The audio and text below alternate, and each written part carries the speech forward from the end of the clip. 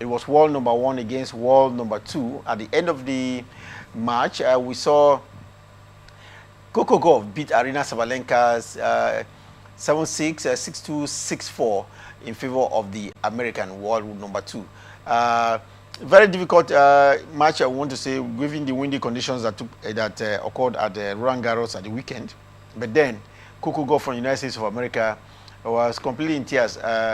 You know, that's a good tears if you ask me, because you saw her dethrone the world number 1, the Aryna Sabalenka. This is the second time she's beaten Sabalenka. I think in her first victory in 2023, when she won the U.S. Open, it was Aryna Sabalenka. So now, do we say if it's Aryna Sabalenka, Coco Gauff will win a Grand Slam? Because she's gotten only 2 Grand Slams, and the 2 against when she won them when she played against Aryna Sabalenka. Well, basically, I think no. I won't say okay because she has beaten Aryna Sabalenka twice in the final.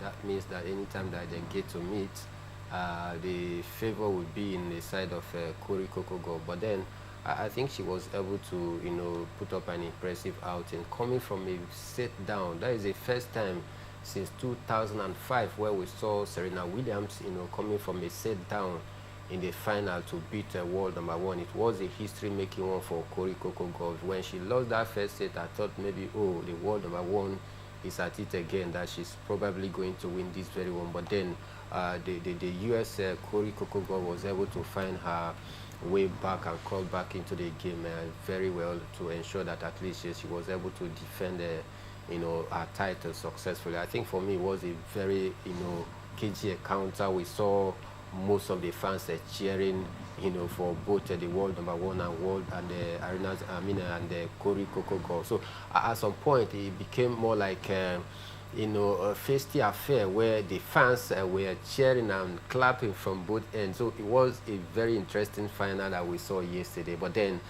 you can't take anything away from Coco Gauff. She was able to hold her own and winning her 5th major. So far, I think for me, we need to give her some accolade of what she did. Because of that victory, when the ranking comes out later today or tomorrow, probably we're going to see her leap up in the rankings because of the point Ghana that those find this final.